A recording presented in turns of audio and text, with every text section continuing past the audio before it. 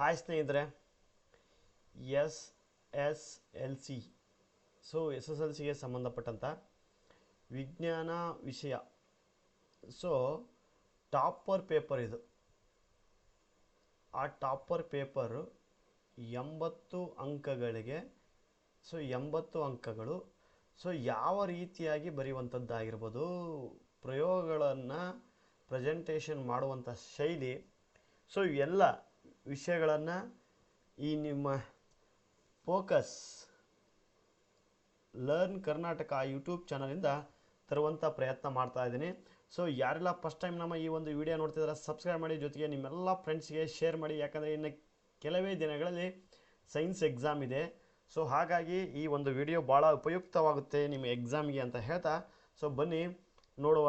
ನೋಡಿ, ಎಲ್ಲ ಪ್ರಶ್ನೆಗಳಿಗೆ ಅವರು ಸರಿಯಾದ ಉತ್ತರವನ್ನು ಕೊಟ್ಟು 80ಗೆ 80 ಅಂದರೆ 80ಕ್ಕೆ 80 ಅಂಕಗಳನ್ನು ತೆಗೆದುಕೊಂಡಿದ್ದಾರೆ. ನೀವು ಈ ರೀತಿಯಾದಂಥ ಅಂಕಗಳನ್ನು ತೆಗೆದುಕೊಳ್ಬೇಕಪ್ಪ ಅಂದರೆ ಈ ವಿಡಿಯೋದಲ್ಲಿ ಬರುವಂಥ ಪ್ರಮುಖ ಅಂಶಗಳನ್ನು ನೀವು ಫಾಲೋ ಮಾಡಲೇಬೇಕಾಗುತ್ತೆ. ನೋಡಿರಿ, ಸೈನ್ಸಲ್ಲಿ ಭಾಗ ಎದಲ್ಲಿ ಬರುವಂಥದ್ದು ಕೆಮಿಸ್ಟ್ರಿ, ಹೌದಾ? ಭೌತಶಾಸ್ತ್ರ. ನೋಡಿರಿ, ಫಸ್ಟ್ ಮೇನು ನೋಡಿರಿ, ಒಂದು ಲೈನ್ ಬಿಟ್ಟಿದ್ದಾರೆ. ಅದರಲ್ಲಿ ಒಂದನೇ ಕ್ವೆಶನ್ನು ಆಪ್ಷನ್ ಬಿ. ನೋಡಿರಿ, ಆ ಆಪ್ಷನಿಂದ ಆ ಆಪ್ಷನ್ ಒಳಗಡೆ ಇರುವಂಥ ಉತ್ತರವನ್ನು ಯಾವ ರೀತಿಯಾಗಿ ಬರೆದಿದ್ದಾರೆ. ನೀವು ಸಹಿತ ಈ ಒಂದು ಆಪ್ಷನ್ಗಳನ್ನು ಈ ರೀತಿಯಾಗಿ ಬರೆಯಲು ನೀವು ತಯಾರಾಗಬೇಕು ನಾಳೆ ದಿವಸ ಎಕ್ಸಾಮಲ್ಲಿ, ಹೌದಾ? ಒಂದನೇ ಮೇನು ಅದರಲ್ಲಿ ಬಿ, ವಾಹನಗಳ ಹಿನ್ನೋಟ ದರ್ಪಣಗಳು, right answer. B option is right answer.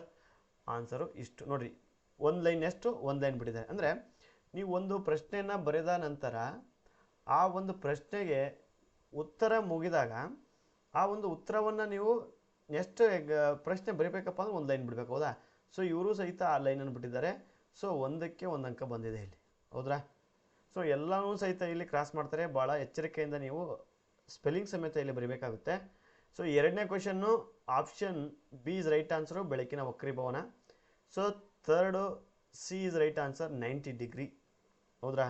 ಅದರಲ್ಲಿ ಎರಡನೇ ಮೇನು ಸೇಮು, ಎಷ್ಟು ಒಂದು ಅಂಕದವು. ನಾಲ್ಕನೇದು ರೋಧಕ, ಅದರದ್ದು ಸಿಂಬಲ್ ತೋರಿಸಿದ್ದಾರೆ. ನೋಡಿರಿ, ಸಿಂಬಲನ್ನು ಯಾವ ರೀತಿಯಾಗಿ ತೋರಿಸ್ಬೇಕು ಅನ್ನೋದು ನೀವು ಅಬ್ಸರ್ವ್ ಮಾಡಿರಿ. ಐದನೇದು, ಎರಡು ಕಾಂತೀಯ ಬಲರೇಖೆಗಳು ಒಂದನ್ನೊಂದು ಛೇದಿಸುವುದಿಲ್ಲ. ಒಂದು ವೇಳೆ ಅವು ಛೇದಿಸಿದರೆ ಛೇದಿಸಿದ ಬಿಂದುವಿನಲ್ಲಿ ದಿಕ್ಸೂಚಿಯು ಎರಡೂ ದಿಕ್ಕುಗಳತ್ತ ನಿರ್ದೇಶಿಸುತ್ತದೆ ಎಂದರ್ಥ. ಪ್ರಾಯೋಗಿಕವಾಗಿ ಇದು ಅಸಾಧ್ಯವಾಗಿದೆ. ನೋಡಿರಿ, ಯಾವ ರೀತಿಯಾಗಿ ಅವರು ಇಲ್ಲಿ ನೀವು ಗಮನಿಸಬೇಕು. ನೋಡಿರಿ, ಲೈನ್ ಇಲ್ಲಿಂದ ಸ್ಟಾರ್ಟ್ ಆಗುತ್ತೆ, ಹೌದಾ? ನೀವು ಇಲ್ಲಿಂದನೇ ಬರೆಯುವಂಥದ್ದಿಲ್ಲ. ಸ್ವಲ್ಪ ಜಾಗವನ್ನು ಬಿಟ್ಟು ಎರಡು ಇಲ್ಲಿಂದ ಸ್ಟಾರ್ಟ್ ಮಾಡ್ಬೋದು, ಹೌದಾ? ಹಿಂಗೆ ಬರ್ಕೊಂತ ಬಂದ್ರಿ. ನೋಡಲಿ, ಒಂದನ್ನೊಂದು ಅಂತ ಬರೆದ್ರು. ಇಲ್ಲಿ ಗ್ಯಾಪ್ ಇದೆ, ಛೇದಿಸುವುದಿಲ್ಲ ಅಂತ ಬರೆಯೋಕ್ಕಾಗಲ್ಲ. ಇಲ್ಲಿ ನೀವೇನಾದ್ರು ಛೇದಿಸುವುದಿಲ್ಲ, ಹೌದಾ? ನೋಡ್ರಿ, ಅಲ್ಲೇ ಲೈನ್ ಕ್ರಾಸ್ ಆಗಿ ಬಂದ್ಬಿಡ್ತು. ಈ ಕೆಲಸ ಮಾಡಬಾರ್ದು ನೀವು. ಟಾಪರ್ ಇವಂಥವನ್ನೆಲ್ಲ ಮಾಡೋದ ಕೆಲಸನ. ನೋಡಿರಿ, ಇಲ್ಲಿಗೆ ಆಯಿತಾ? ಇಲ್ಲಿಗಾದರೂ ಸಹಿತ ಅಲ್ಲಿ ಏನಾಯ್ತಪ್ಪ ಅಂದರೆ ಗ್ಯಾಪ್ ಆಯ್ತು ಅಕ್ಷರ. ಅವಾಗ ಏನು ಮಾಡಿದರು, ಇಷ್ಟೋ ಲೈನನ್ನು ಗ್ಯಾಪ್ ಬಿಟ್ಟರು ಅವರು, ಹೌದಾ? ನೋಡಿರಿ, ಇಷ್ಟು ಲೈನನ್ನು ಗ್ಯಾಪ್ ಬಿಟ್ಟರು. ನೆಕ್ಸ್ಟ್ ಮತ್ತೆ ನೋಡಿರಿ, ಇಲ್ಲಿಂದ ಆರಂಭ ಮಾಡಿದರು. ಈ ಟಚ್ ಲೈನನ್ನು ಮಾಡಿದರೆ ಒಳ್ಳೆಯದು. ನೀವು ಗೀಚುವಂಥದ್ದು ಏನಿಲ್ಲ, ಭಾಳ ಸ್ಪಷ್ಟವಾಗಿ ಅಕ್ಷರವನ್ನು ಅರ್ಥವಾಗುವ ರೀತಿಯಲ್ಲಿ ಒಂದು ಪದದಿಂದ ಮತ್ತೊಂದು ಪದಕ್ಕೆ ನೋಡಿರಿ ಯಾವ ರೀತಿಯಾದ ಡಿಸ್ಟೆನ್ಸನ್ನು ಮೇಂಟೈನ್ ಮಾಡಿದ್ದಾರೆ. ಅಕ್ಷರನೂ ಸ್ವಲ್ಪ ದೊಡ್ಡಕ್ಕೆ ಬರೆದ್ರೆ ಕ್ಲೀನಾಗಿ ಕಾಣುತ್ತೆ ವ್ಯಾಲ್ಯುವೇಟರ್ಗೆ. ಇವೆಲ್ಲವೂ ಸಹಿತ ವ್ಯಾಲ್ಯುವೇಟರನ್ನು ನೀವು ಆಕರ್ಷಣೆ ಮಾಡಿದ ಹಾಗೆ. ಅವರಿಗೂ ಸಹಿತ ಕೀ ಆನ್ಸರ್ ಕೊಟ್ಟಿರ್ತಾರೆ.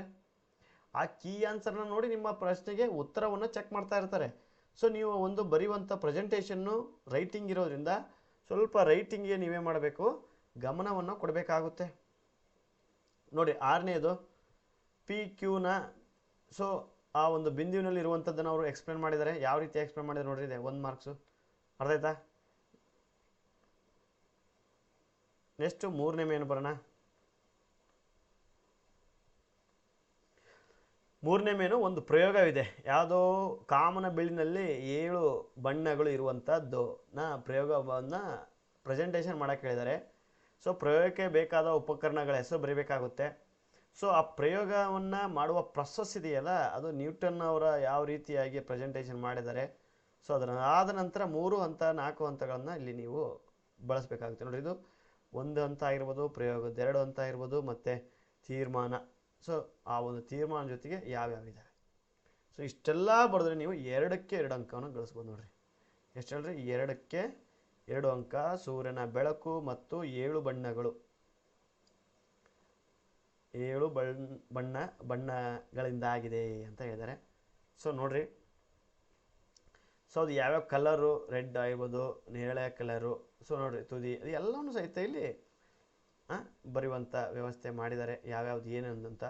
ಆರ್ ಅಂದರೆ ಏನು, ಹೌದಾ? ಎ ಅಂದರೆ ಏನು, ವಿ ಅಂದರೆ ಏನು, ಹೌದಾ? ಸೊ ಅವೆಲ್ಲವನ್ನೂ ಸಹಿತ ಇಲ್ಲಿ ನೀವು ನೋಡಬೇಕಾಗುತ್ತೆ. ಪಿ ಅಂದರೆ ಏನು. ಸೊ ಇದು ಒಂದು ಪೂರ್ಣ ಪ್ರಮಾಣದ ಪ್ರಯೋಗವನ್ನು ನೀವು ವ್ಯಕ್ತಪಡಿಸುವಂತಹ ವ್ಯವಸ್ಥೆ. ಈಗ ನೋಡಿರಿ, 8ನೇದು ಸಮೀಪ ದೃಷ್ಟಿ ಮತ್ತು ದೂರದೃಷ್ಟಿ ಅನ್ನುವುದನ್ನು ವ್ಯತ್ಯಾಸವನ್ನು ಕೇಳಿದ್ದಾರೆ. ಸೊ ನೀವು ಪ್ರತಿಯೊಂದು ವ್ಯತ್ಯಾಸವನ್ನು ಬರಿಬೇಕಪ್ಪ ಅಂದರೆ ಈ ರೀತಿಯಾದಂತಹ ಲೈನನ್ನು ಹಾಕಿ ಬರಿಬೇಕು. ಯಾಕಂದರೆ ಪ್ರತಿಯೊಂದಕ್ಕೂ ಸಹಿತ ನೀವು ವ್ಯತ್ಯಾಸ ಅಲ್ಲಿ ತೋರಿಸಲೇಬೇಕು, ಹೌದಾ? ನೋಡ್ರಿ, ಸಮೀಪ ದೃಷ್ಟಿ ನೋಡ್ರಿ ಏನು ಹೇಳಿದ್ದಾರೆ ಇಲ್ಲಿ. ವ್ಯಕ್ತಿಯು ಸಮೀಪದ ವಸ್ತುಗಳನ್ನು ಸ್ಪಷ್ಟವಾಗಿ ನೋಡಬಲ್ಲ ಹಾಗೂ ದೂರದ ವಸ್ತುಗಳನ್ನು ಸ್ಪಷ್ಟವಾಗಿ ನೋಡಲಾರೆ. ಸೊ ವ್ಯಕ್ತಿಯು ದೂರದ ವಸ್ತುಗಳನ್ನು ಸ್ಪಷ್ಟವಾಗಿ ನೋಡಬಲ್ಲ, ಹತ್ತಿರದ ವಸ್ತುಗಳನ್ನು ಸ್ಪಷ್ಟವಾಗಿ ನೋಡಲಾರ. ನೋಡ್ರಿ, ಈ ರೀತಿ ವ್ಯವಸ್ಥೆ. ಕಣ್ಣುಗುಡ್ಡೆ ಸಹಜ ಸ್ಥಿತಿಗಿಂತ ಸ್ವಲ್ಪ ಉದ್ದವಾಗಿರ್ತವೆ, ಕಣ್ಣುಗುಡ್ಡೆಗಳು ಅತಿ ಚಿಕ್ಕದಾಗಿರ್ತವೆ. ಸೊ ಯಾವುದನ್ನು ಬರೀತೀರಿ ನೀವು ಅದರ ಅಪೋಸಿಟನ್ನೇ ಮತ್ತೊಂದನ್ನು ಬರೀಬೇಕಾಗುತ್ತೆ. ವ್ಯತ್ಯಾಸ ಬರೆಯುವಂಥದ್ದು ಕಾಲಮ್ ಹಾಕಿ ಬರೀಬೇಕು. ಕೆಲವರು ಇಲ್ಲಿ ಸಮೀಪ ದೃಷ್ಟಿ ಬರ್ಕೊಂಡು ಇಲ್ಲಿ ದೂರದೃಷ್ಟಿ ಅಂತ ಬರ್ಕೊಂಡು ಬರೆಯುವಂಥದ್ದನ್ನು ನಾವು ನೋಡಿದ್ದೀವಿ. ಸೊ ನೀವು ಯಾರೂ ಸಹಿತ ಈ ಒಂದು ವ್ಯವಸ್ಥೆ ಅಥವಾ ಸಿಸ್ಟಮನ್ನು ಬಳಸ್ಕೋಬೇಡಿ. ಈ ವ್ಯವಸ್ಥೆ ಇದೆಯಲ್ಲ, ಇದು ರೈಟ್. ಓಕೆ, ನೀವು ಸಹಿತ ಎಕ್ಸಾಮಲ್ಲಿ ಸೊ ಈ ರೀತಿಯಾಗಿ ಬರ್ಕೊಳ್ಳಿ, ಪ್ರೆಸೆಂಟೇಷನ್ ಮಾಡಿ. ಜೊತೆಗೆ ಇಲ್ಲಿ ಮತ್ತೊಂದು ಪ್ರಯೋಗ ಬಂದಿದೆ. 9ನೇ ನೋಡ್ರಿ, 4ನೇ ಮೇನು. So 3 marks. ಸೊ ಡೈಗ್ರಾಮನ್ನು ಸರಿಯಾಗಿ ನೀವು ಬರೆಸಬೇಕಾಗುತ್ತೆ ಅಥವಾ ಬಿಡಿಸಬೇಕಾಗುತ್ತೆ. ಸೊ ಅದಕ್ಕೆ ತಕ್ಕಂಥ ಯಾವ ಮೇನಲ್ಲಿ ಏನೇನದು ಕೆಲಸ ಮಾಡುತ್ತೆ ಅವನ್ನೆಲ್ಲವನ್ನೂ ಸಹಿತ ನೀವು ಸಿಂಬಲನ್ನು ಬರಿಬೇಕಾಗುತ್ತೆ. ಸೊ ವಸ್ತುವಿನಲ್ಲಿ ಸ್ಥಾನ ಮತ್ತು ಅದು ಪ್ರತಿಬಿಂಬದ ಸ್ಥಾನ, ಸತ್ಯ ಸಮೀಪ ಯಾವುದಿದೆ, ತಲೆ ಕೆಳಗಾದಾಗ ಅದು ಯಾವ ರೀತಿಯ ಕಾಣುತ್ತೆ, ಪ್ರತಿಬಿಂಬದಲ್ಲಿ ವಸ್ತುನಿಷ್ಠ ಎಲ್ಲವನ್ನೂ ಸಹಿತ ಬರೆದಾಗ ನೀವು ಸೊ 3 ಅಂಕವನ್ನು ಪಡ್ಕೊಬೋದು. ನೋಡಿರಿ, ಸಿಂಗಲ್ ಹಾಳೆಯನ್ನು ಯೂಸ್ ಮಾಡಿ. ನೋಡಿರಿ, ಇವರೆಲ್ಲರೂ ಸಹಿತ ನೋಡಿರಿ ಫುಲ್ಲು ಸಿಂಗಲ್ ಹಾಳೆ ಯೂಸ್ ಮಾಡಿದ್ದಾರೆ, ಹೌದಾ? ನೋಡಿ, ಲೈನ್ ಉಳಿತು, ಆದರೂ ಸಹಿತ ನೆಕ್ಸ್ಟ್ ಯಾವುದೋ ಪ್ರಶ್ನೆಯನ್ನು ತೆಗೆದುಕೊಂಡಿಲ್ಲ ಉತ್ತರ ಬರೆಯೋದಕ್ಕೆ. ಸೊ 10ನೇದು ಇಲ್ಲಿ ಬರೆದಿದ್ದಾರೆ, ಅರ್ಥ ಆಯ್ತಾ? ಸೊ ಒಂದು ಪೂರ್ತಿಯಾದ ಹಾಳೆ ಅಥವಾ ಒಂದು ಟಾನು ಅದರಲ್ಲಿ ಬರುವಂಥದ್ದನ್ನು ನೀವು ಬಳಸಿ ಸ್ಪಷ್ಟವಾಗಿ ಬರೀರಿ ಅಂತ ಹೇಳ್ತಾರೆ. ಓಮನ್ ನಿಯಮನಲ್ಲಿ ಕೇಳಿದ್ದಾರೆ ನೋಡಿ, ಭಾಳ ಇಂಪಾರ್ಟೆಂಟ್ ಇದು. ಸೊ ನೋಡಿ, ತಪ್ಪಾಗಿದೆ, ಒಂದು ಲೈನ್ ಹಾಕಿದ್ದಾರೆ, ಇಷ್ಟೇ ತಪ್ಪಾಗಿದ್ದಕ್ಕೆ. ನೀವು ಹಿಂಗೆ ಗೀಚ್ ಹಾಕೋದು ಹಿಂಗೇನು ಅವೆಲ್ಲ ಬೇಡ, ಸ್ಟಾರು ಚಿಕ್ಕೆ ಒಂದು ಲೈನ್, ಜಸ್ಟ್ ಒಂದು ಲೈನ್ ಹಿಂಗೆ ಹೇಳಿದ್ರೆ ಮುಗಿತು ತಪ್ಪಾಗಿದ್ದಕ್ಕೆ, ಅರ್ಥ ಆಯ್ತಾ? ಓಮನ್ ನಿಯಮ 3 ಮಾರ್ಕ್ಸಿಗೆ ಸ್ಟೆಪ್ ಇರ್ತವೆ. ವಾಹಕ ಉದ್ದ, ಅದು ಅಂಡಕಿಯ ಪ್ರಾಕೃತಿಕ ಗುಣಗಳು ಮತ್ತು ವಸ್ತುವಿನ ಅಥವಾ ವಾಹಕದ ತಾಪ, ಇವೆಲ್ಲವನ್ನೂ ಸಹಿತ ನೀವು ಬರೆದಾಗ 3 ಮಾರ್ಕ್ಸ್. ಸೊ ನೆಕ್ಸ್ಟು ಭೂ ಸಂಪರ್ಕ ತಂತಿಯ ಬಗ್ಗೆ ಯಾವ ರೀತಿಯಾಗಿ ಕೇಳಿದ್ದಾರೆ ಅನ್ನೋದನ್ನು ಇಲ್ಲಿ ಲೋಹದ ಮೇಲ್ಬೈಯ ಸೋರಿಕೆ ಉಂಟಾದಾಗ ಅರ್ಧ ನೋಡಿರಿ, ಅವೆಲ್ಲವನ್ನೂ ಸಹಿತ ಇಲ್ಲಿ ನಾವು ಪ್ರೆಸೆಂಟೇಷನ್ ಮಾಡಿದಾಗ ಪೂರ್ಣ ಪ್ರಮಾಣದ 3 ಅಂಕ ಪಡೆಯೋದಕ್ಕೆ ಸಾಧ್ಯ. ನೋಡಿರಿ, 5ನೇ ಮೇನು 12ನೇದು. ಸೊ ನೋಡಿ, 4 ಮಾರ್ಕ್ಸಿಂದು. ಸೊ ವಿದ್ಯುತ್ ಮಂಡಲ ಘಟಕ, ಅದರದ್ದು ಯಾವ ರೀತಿ ವಿದ್ಯುತ್ ಮಂಡಲದಲ್ಲಿರುವ ವೋಲ್ಟಾಮೀಟರು, ಸಮಾನಾಂತರ ಇದ್ದಂಥದ್ದು, ವಾಹಕದಲ್ಲಿ ಅಳೆಯುವಂಥದ್ದು. ಸೊ ಬಿ, ಗೃಹ ವಿದ್ಯುತ್ ಮಂಡಲದಲ್ಲಿ ವಿದ್ಯುತ್ ಉಪಕರಣಗಳನ್ನು ಸಾಮಾನ್ಯವಾಗಿ ಸಮಾನಾಂತರ ಕ್ರಮದಲ್ಲಿ ಸ್ಪರ್ಶಿಸುತ್ತಾರೆ ಅಂತ ಬರೆದಿದ್ದಾನೆ. ಇದು ವಿದ್ಯುತ್ ವಾಹವನ್ನು ವಿಭಜಿಸಿ ಉಪಕರಣಗಳಿಗೆ ಅವಶ್ಯವಿದ್ದಷ್ಟೇ ಆಗುತ್ತದೆ, ವಿದ್ಯುತ್ ವಾಹನ ಒದಗಿಸುತ್ತದೆ ಅಂತ ಹೇಳಿ ನೋಡಿ, ಒಂದು ಸಣ್ಣದಾಗಿ ಲೈನನ್ನು ಹೇಳಿದ್ದಾರೆ. ಸೊ ಯಾವುದನ್ನು ನೀವು ವ್ಯಾಲ್ಯೂಯೇಟರ್ಗೆ ಇಂಪಾರ್ಟೆಂಟ್ ತೋರಿಸ್ಬೇಕು ಆ ಒಂದು ಉತ್ತರದಲ್ಲಿ ಅನ್ನೋದನ್ನು ನೀವು ನಿರ್ಧಾರ ಮಾಡಿ ಆ ಒಂದು ಆನ್ಸರ್ ಪಾಯಿಂಟಿಗೆ ನೀವು ಲೈನನ್ನು ಹಾಕಿದರೆ ಸಾಕು, ಅದು ಬೇಗ ಆಕರ್ಷಣೆಗೆ ಒಳಗಾಗುತ್ತೆ ಪಾಯಿಂಟು. ಸೊ ನೋಡಿರಿ, ಇವರು ಈ ರೀತಿ ಹ್ಯಾಶ್ಟ್ಯಾಗನ್ನು ಹಾಕಿದ್ದಾರೆ. ಸೊ ನೀವು ಸಹಿತ ಈ ರೀತಿ ಬಳಸ್ಕೊಬೋದು. ಕೆಲವರು ಸ್ಟಾರ್ ಮಾರ್ಕ್ ಹಾಕ್ತಾರೆ, ಹೌದಾ? ಕೆಲವರು ಹಂಗೆ ಒಂದು ಐಪನ್ ಇಡ್ತಾರೆ. ನೋಡಿರಿ, ಇವರೆಲ್ಲ ಹಿಂಗೆ ಮಾಡಿದ್ದಾರೆ. ನೋಡಿ, ಎಷ್ಟೆಲ್ಲ ಚೆನ್ನಾಗಿ ಬರೆದು ಅವರು 4ಕ್ಕೆ 4 ಅಂಕನ ಗಳಿಸ್ಕೊಂಡಿದ್ದಾರೆ. ಜೊತೆಗೆ ಲೈನು ಅಥವಾ ಜಾಗ ಉಳಿತು ಅವರು ಯೂಸ್ ಮಾಡಿಲ್ಲ, ಯಾಕಂದರೆ ಪ್ರಶ್ನೆ ದೊಡ್ಡದಿರುತ್ತಲ್ಲ. ನೋಡಿರಿ, ಇಲ್ಲೇ ಇದೆ, ಎರಡು ಪೇಜ್ ಆಗಿದೆ, ಅದು 4 ಪೇಜಿಂದ. ಸೊ ದೂರ, ವಸ್ತುವಿನ ಗಾತ್ರ ಅವೆಲ್ಲ ಬರೀಬೇಕಾಗುತ್ತೆ, ಪ್ರತಿಬಿಂಬ, ವಕ್ರತಾಜ್ಯ, ಸೊ ಇವೆಲ್ಲವನ್ನು ಕಂಡುಹಿಡಿಬೇಕಪ್ಪ ಅಂತ ಅಂದಾಗ ಸೊ ನೋಡ್ರಿ ಅವರು -4 ಸೆಂಟಿಮೀಟರ್ ಬರೋದನ್ನು ಕೊನೆಯದಾಗಿ ತೋರಿಸಿದ್ದಾರೆ. ಅದು ಯಾವ ರೀತಿಯಾಗಿ ಬರುತ್ತೆ ಅನ್ನೋದನ್ನು ನಾವು ಕನ್ಕ್ಲೂಷನ್ನು ಮತ್ತು ಸೊ ಎಲ್ಲವನ್ನೂ ಇಲ್ಲಿ ಬರೀಬೇಕಾಗುತ್ತೆ. ನಿಮಗೆ ಈ ಕ್ವಶನ್ನು ಇದರಲ್ಲಿ ಪ್ರಶ್ನೆ ಉತ್ತರ ಇದೊಂದು ಪೇಜ್ ಆಗಲಿಲ್ಲ ಅಂದರೆ ನೆಕ್ಸ್ಟ್ ಪೇಜನ್ನು ಬಳಸ್ಕೊಳ್ಳಿ. ನೆಕ್ಸ್ಟು ನೀವು ಪ್ರಶ್ನೆಯನ್ನು ಮತ್ತೊಂದು ಪೇಜಲ್ಲಿ ಬರ್ಕೊಳ್ಳಿ. ಸೊ ನೋಡಿರಿ, ಇಷ್ಟೆಲ್ಲ ಬರೆದ್ರೆ 4ಕ್ಕೆ 4 ಅಂಕ ಕೆಮಿಸ್ಟ್ರಿಯಲ್ಲಿ ಸಿಗುವಂಥದ್ದು. ಅಲ್ಲಿ ಕೆಮಿಸ್ಟ್ರಿ ಮುಗಿತೀಗ ರಾಸಾಯನಶಾಸ್ತ್ರ, ರಾಸಾಯನಿಕ ವಿಜ್ಞಾನ ಸೆಕ್ಷನ್ ಬಿ 6 ಭಾಗ 3 ಸೇಮ್ ಮಲ್ಟಿಪಲ್ ಚಾಯ್ಸು. ಗಡಸು ನೀರಲ್ಲಿ ಕರಗದ ಒತ್ತಡ ಉಂಟು ಮಾಡ್ತದೆ. ಒತ್ತಡವನ್ನು ತಾಮ್ರದ ಆಕ್ಸೈಡ್ ಆಕರ್ಷಣೆಗೊಂಡು ತಾಮ್ರ ಉಂಟಾಗಿದೆ ಅಂತ ಹೇಳಿದರೆ 1 ಮಾರ್ಕ್ಸು. ಮತ್ತು 16ನೇದು 1 ಮಾರ್ಕ್ಸಿಂದು. ಸೊ ಕಬ್ಬಿಣ ಸಕಾರಣ ತಡೆಗಟ್ಟುವಂಥ ಕ್ರಮಗಳು ಯಾವುದು? ಸೊ ಎಣ್ಣೆಯನ್ನು ಹಚ್ಚಬೇಕು ಜಾಸ್ತಿ, ಗೀಸ್ ಹಚ್ಚುವಂಥದ್ದಾಗಿರ್ಬೋದು. ಸೊ ಇವೆಲ್ಲವನ್ನೂ ಸಹಿತ ಆ ಒಂದು ಕ್ರಮದಿಂದ ನಾವು ತಡಿಬೋದು ಕಬ್ಬಿಣವನ್ನು ಅಂತ ಹೇಳ್ತಾರೆ. 1 ಮಾರ್ಕ್ಸು. ಸೊ ಇಲ್ಲಿ ನೋಡಿರಿ 17ಕ್ಕೆ ಆದರೂ ಸಹಿತ ಅಲ್ಲಿ 1 ಮಾರ್ಕ್ಸು. ಚೆನ್ನಾಗಿ ಬರೆದಿದ್ದಾರೆ. ಅಕ್ಷರ ಸ್ವಲ್ಪ ದೊಡ್ಡಕ್ಕಿದೆ, ಚೆನ್ನಾಗಿ ಕಾಣುತ್ತೆ. 18ನೇ ಕೊಬ್ಬು ಮತ್ತು ಎಣ್ಣೆಯ ಪದಾರ್ಥಗಳಿಂದ ಮಾಡಲ್ಪಟ್ಟ ವಸ್ತುಗಳು ಕೆಲವೇ ದಿನಗಳ ನಂತರ ಉತ್ಕೃಷ್ಟವಾಗ್ತವೆ. ವಾಸನೆ, ರುಚಿ ಇರಲ್ಲ, ಬದಲಾವಣೆ. ಈ ಪ್ರಕ್ರಿಯೆಯನ್ನು ಕಮಟುವಿಕೆ ಅಂತ ಕರೀತಾರೆ. ಕಮಟುವಿಕೆಯನ್ನು ತಡೆಗಟ್ಟುವಂಥ ವಿಧಾನಗಳು ನೋಡಿರಿ ಎಲ್ಲವನ್ನೂ ಸಹಿತ ಆರ್ಗಾನ್, ನೈಟ್ರೋಜನ್ ಎಲ್ಲವನ್ನೂ ಚೆನ್ನಾಗಿ ಬರೆದರೆ. ಸೊ ಆ ಮೂಲಕ ಅವರು 2ಕ್ಕೆ 2 ಅಂಕನ್ನು ತೆಗೆದುಕೊಂಡಿದ್ದಾರೆ. ಸೊ ನೀವು ಸಹಿತ ನೋಡಿರಿ, ಯಾವುದೇ ರೀತಿಯ ಮೂಲೆಗಳನ್ನು ಕಾರ್ನರನ್ನು ಅವ್ರು ಜಾಸ್ತಿ ಬಳಸಿಲ್ಲ, ಮಧ್ಯಭಾಗದಲ್ಲೇ ಬಳಸಿದ್ದಾರೆ. ಸ್ಪಷ್ಟವಾದಂತಹ ಬರವಣಿಗೆ, ಸ್ಪಷ್ಟವಾದಂತಹ ಒಂದು ಪದಗಳ ಅರ್ಥ ಇಲ್ಲಿ ನಾವು ಗಮನಿಸಬೇಕಾಗುತ್ತೆ. 19ನೇದು ಅದರಲ್ಲಿ ನೋಡಿರಿ ಯಾವ ರೀತಿಯಾಗಿ ಬರೆದಿದ್ದಾರೆ. ಸೋಡಿಯಂ ನೋಡಿರಿ ಎಲ್ಲ ಚೆನ್ನಾಗಿದೆ. 2ಕ್ಕೆ 2 ಮಾರ್ಕ್ಸ್ ಹಾಗಾಗಿ ಬಂದಿರುವಂಥದ್ದು ಇಲ್ಲಿ ನಾವು ಗಮನಿಸ್ಬೋದು. ಸೊ 20ನೇದು ನೋಡಿರಿ ಯಾವ ರೀತಿಯಾಗಿ ಮಾಡಬೇಕು, 2 ಮಾರ್ಕ್ಸ್ ಬಂದಿದೆ. 21ನೇದು ಕಲ್ಮಶಗಳನ್ನು ಯಾವ ರೀತಿಯಾಗಿ ತೆಗಿಬೇಕು. ನೋಡಿ ಹೈಡ್ರೋಜನ್, ಆಕ್ಸಿಜನ್, ನೀರನ್ನು ನಾವು 2H2+O2 H2O 2H2O ಸೊ ಎಲ್ಲ ಯಾವ ರೀತಿಯಾಗಿ ಪ್ರೆಸೆಂಟೇಷನ್ ಮಾಡಿದರೆ 3ಕ್ಕೆ 3 ಮಾರ್ಕ್ಸ್. ಸೊ ನೋಡಿರಿ 23 9ನೇ ಮೇನು, 10ನೇ ಮೇನು, 23ನೇದು. ಸೊ ನೋಡಿರಿ ಇಷ್ಟೆಲ್ಲ ಸ್ವಲ್ಪ 2 ಹಾಳೆ ಲೈನ್ ಬಿಡ್ಬೋದು ಇನ್ನೆಲ್ಲ ಮಾಡಿದಂಥ ಸಂದರ್ಭದಲ್ಲಿ. ಸೊ ಅವಾಗ ಅದಕ್ಕೆ 3 ಮಾರ್ಕ್ಸ್ಗೆ 3 ಮಾರ್ಕ್ಸ್ ಬರೋಕ್ಕೆ ಸಾಕು. 4 ಮಾರ್ಕ್ಸ್ಗೆ 4 ಮಾರ್ಕ್ಸ್ ಬರೋದಕ್ಕೆ ಸಾಧ್ಯತೆ ಇರುವಂಥದ್ದು. ಸೊ ನೆಕ್ಸ್ಟು ಪರ್ಯಾಯ ಕಾರ್ಬನ್ನು ಮತ್ತು ಅಪರ್ಯಾಯ ಕಾರ್ಬನ್. ನೋಡಿರಿ ವ್ಯತ್ಯಾಸ ಮತ್ತಿಲ್ಲಿ ಮತ್ತೆ ಕೇಳಿದ್ದಾನೆ. ಆ ಕೆಮಿಸ್ಟ್ರಿಯಲ್ಲಿ ಕೇಳಿದ್ದ, ಇಲ್ಲಿ ಮತ್ತೆ ಕೇಳಿದ್ದಾನೆ. ಫಿಸಿಕ್ಸಲ್ಲಿ ಮತ್ತೆ ಕೇಳಿದ್ದ, ಇದರಲ್ಲಿ ಕೇಳಿದ್ದಾನೆ. ಸೇಮ್ ಅದೇ ಫಾರ್ಮ್ಯಾಟನ್ನು ಅವರು ಬಳಸಿದ್ದಾರೆ. ನೋಡಿ, ಸೊ 2 ಕಾರ್ಬನ್ ಪರಮಾಣುಗಳ ನಡುವೆ ಏಕಬಂಧ ಇರುತ್ತದೆ ಅಂತ ಹೇಳಿದ್ದಾರೆ. ಇವು 2 ಕಾರ್ಬನ್ ಪರಮಾಣುಗಳ ನಡುವೆ ಏಕಬಂಧ, ದ್ವಿಬಂಧ ಮತ್ತು ತ್ರಿಬಂಧ ಇರುತ್ತೆ ಅಂತ ಹೇಳ್ತಾರೆ. ಇದಾದ್ಮೇಲೆ ನೋಡಿ 2ನೇ ಪಾಯಿಂಟ್ ಅಂದರೆ ಇದು ಕ್ರಿಯಾಶೀಲವಲ್ಲ ಅಂತ ಹೇಳಿದ್ರೆ ಇದು ಹೆಚ್ಚು ಕ್ರಿಯಾಶೀಲ. ನೋಡಿ ಅಪೋಸಿಟ್ ಆಗಿ ಬರೆದಾರೆ, ಸೇಮ್ ಅವಾಗ ಹೇಳಿದ್ವಲ್ಲ ಅದು. ಸೊ ಇಷ್ಟು ನೀವು ಡಿಫ್ರೆನ್ಸನ್ನು ಬರೆದಾಗ ಔಟ್ ಆಫ್ 2 ಮಾರ್ಕ್ಸು ಬರುವಂಥದ್ದು. ಸೊ ಅದು ಯಾವ ರೀತಿ ಅಂತ HCL ಎಲ್ಲ ಕ್ಲೀನಾಗಿ ಬರೆದು ನೋಡಿ HCಯನ್ನು. ಸೊ ಇದು 5 ಅಂಕ, ಇಲ್ಲಿ 5 ಅಂಕ ನೋಡಿರಿ. ಆವಾಗಲೇ 20 ಬರೆದಿದ್ದಾರೆ, ಮತ್ತೆ ಬರೆದರೆ ಅವ್ರು ಏನಿಲ್ಲ ವ್ಯಾಲ್ಯೂವೇಟ್ರು ನಿಮ್ಮ ಕ್ವಶನ ರಿಪೀಟೆಡ್ ಅಂತ ಬರೀತಾರೆ ಅಷ್ಟೇ, ಮತ್ತೇನು ಬರಲ್ಲ. ನೀವು ಅನ್ಕೊಂಬೋದು ಗೊತ್ತಾಗಲ್ಲ, ಮಾರ್ಕ್ಸ್ ಕೊಡ್ಬೋದು, ಅಲ್ಲಿ ಬರೆದು ಇಲ್ಲಿ ಬರೆದು ಹೆಂಗಾರ ಮಾಡಿ 2 ಮಾರ್ಕ್ಸ್ ತೆಗಿಬೇಕು 3 ಮಾರ್ಕ್ಸ್ ಅಂತ.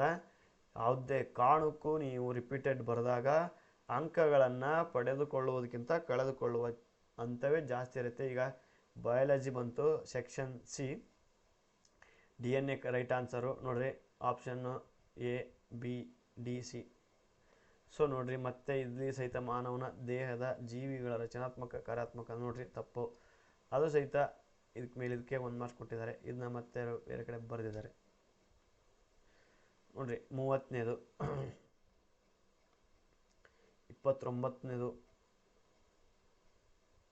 ನೋಡಿರಿ ಇಲ್ಲಿ ಬರೆದಿದ್ದಾರೆ 1 ಮಾರ್ಕ್ಸ್. ನರವ್ಯೂಹದ ರಚನಾತ್ಮಕ ಮತ್ತು ಕಾರ್ಯಾತ್ಮಕ ಘಟಕಗಳೇ ನರಕೋಶ. ನೋಡಿರಿ ಸರಿಯಾದ ಆವಾಗಲೇ ಅಲ್ಲಿ ಬಂದಿದ್ದಾರೆ, ಇಲ್ಲಿ ಬಂತು ಮಾರ್ಕ್ಸು. ಸೊ ಬಳ್ಳಿಯ ಸಸ್ಯಗಳು ಮತ್ತು ಸೂರ್ಯನ ಬೆಳಕನ್ನು ಗ್ರಹಿಸಿದಾಗ ಅವುಗಳು ಆಕ್ಸೈಡ್ ನೋಡಿ ಎಲ್ಲ ಇದು ನೋಡಿ 1 ಲೈನ್ ಹಾಕಿದ್ದಾರೆ, 2 ಅಂಕ.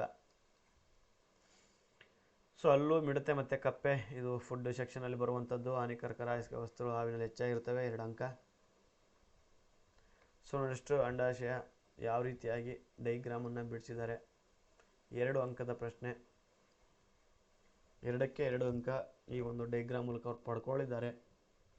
ಸೊ ನೀವು ಸಹಿತ ನೋಡಿರಿ, ಯಾವುದೇ ಚಿತ್ತು ಕಾಟ ಗೀಚು ರಬ್ಬರಿಂದ ಅಳಿಸಿದೆ ಹೆಂಗೆ ಅಳಿಸಿದೆ ಹಿಂಗೆ ನೋಡಿರಿ ಕ್ಲೀನಾಗಿ ಒನ್ ಟೈಮ್ ಅಟೆಂಪ್ಟಲ್ಲಿ ಕ್ಲೀನಾಗಿ ಪಿಕ್ಚರನ್ನು ಕ್ಲೀನಾಗಿ ಡೈಗ್ರಾಮನ್ನು ಬಿಡಿಸಿ ಆ ಡೈಗ್ರಾಮ್ ಆ ಕಡೆ ಈ ಕಡೆ ಸ್ವಲ್ಪ ಮೇಂಟೈನ್ ಮಾಡಿ ಶಿಸ್ತನ್ನು ಸ್ವಚ್ಛತೆಯನ್ನು. ಸೊ ನೀವು ಕೈಯಲ್ಲಿ ಒಂದು ಕರ್ಚಿಪ್ಪನ್ನು ಇಟ್ಕೊಂಡು ಆ ಒಂದು ಬೆವರನ್ನು ಕ್ಲೀನಲ್ಲಿ ಕೈಯಲ್ಲಿ ಬರುವಂಥದ್ದನ್ನು ಒರೆಸ್ಕೊತ ನೀವು ಆನ್ಸರನ್ನು ಬರ್ಕೊಳ್ತು ಹೋಗಿ. 34ನೇದು ನೋಡಿರಿ ಕ್ಲೀನಾಗಿ ಬರೆದಿದ್ದಾರೆ 3 ಪಾಯಿಂಟು, 3ಕ್ಕೆ 3 ಅಂಕ. ಸೊ ನೋಡಿರಿ, ಗರ್ಭಾಶಯ ಸ್ತ್ರೀಯರಲ್ಲಿ ಮಗುವಿನ ಬೆಳವಣಿಗೆ ಅಭಿವೃದ್ಧಿ ಹೊಂದಿರುತ್ತದೆ ಅಂತ ಹೇಳಿದರೆ, ಸೊ ಅಂಡಕಯದಿಂದ ಬಿಡುಗಡೆ ಆಗುತ್ತದೆ ಪ್ರತಿ ತಿಂಗಳು. ನೋಡಿರಿ ಇವೆಲ್ಲವೂ ಸಹಿತ ಬರುವಂಥದ್ದು ಪಾಯಿಂಟು.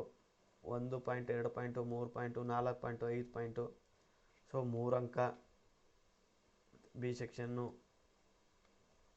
ನೋಡಿರಿ, ಮತ್ತು ಬ್ರೈನ್ ಬಗ್ಗೆ ಐಪೋಸು ಲಾಮಸ್ಸು ಎಡುಲಾ ಕ್ಲೀನಾಗಿ ಬರೆದ್ರೆ 3 ಮಾರ್ಕ್ಸ್. ಡೈಗ್ರಾಮ್ ನೀವು ಆಲ್ಮೋಸ್ಟ್ ಆಲ್ ಡೈಗ್ರಾಮನ್ನು ಬರೆಯೋದಕ್ಕೆ ಒಂದು ಶೀಟಲ್ಲಿ ಒಂದು ಸೈಡನ್ನು ನೀವು ಬಳಸ್ಕೊಂಡ್ರೆ ಉತ್ತಮ ಅಂತ ನಾವು ಹೇಳಬಲ್ಲೆವು. ಸೊ ಬೀಜಗಳನ್ನು ಯಾವ ರೀತಿಯಾಗಿ ತಯಾರಾಗುವಂಥದ್ದು, ಇಲ್ಲಿ ನಾವು ಬೀಜ ಆಕಾರ ಮತ್ತು ಬಣ್ಣದ ಬಗ್ಗೆ ಪ್ರೆಸೆಂಟೇಷನನ್ನು ಮಾಡಿದರೆ ದುಂಡನೆ ಆದಂಥದ್ದು ಸುಖ ನೋಡಿ, ಹಸಿರು ಹಳದಿ RRYY XSYYV ಯಾವ ರೀತಿಯಾಗಿ ಆಗುತ್ತೆ, ಲಿಂಗಾಣುಗಳಾಗಿರ್ಬೋದು ತಳಿಗಳಾಗಿರ್ಬೋದು ತಂದೆ ತಾಯಿ ಜೀನ್ಸಿಂದ ಬರುವಂಥದ್ದು. ಸೊ ವೆಸ್ಟವು ನೋಡಿ, ಮತ್ತು ಇದು ಅಡಿಷ್ನಲ್ ಇಸ್ಕೊಂಡಾಗೂ ಸಹಿತ ನೀವು ಪಡ್ಕೊಂಡಾಗ ಅದನ್ನು ರಿಜಿಸ್ಟರ್ ನಂಬರ್ ಬರಬೇಕು, ನಿಮ್ಮ ಮೀಡಿಯಮ್ಮು ಸಬ್ಜೆಕ್ಟ್ ಕೋಡು.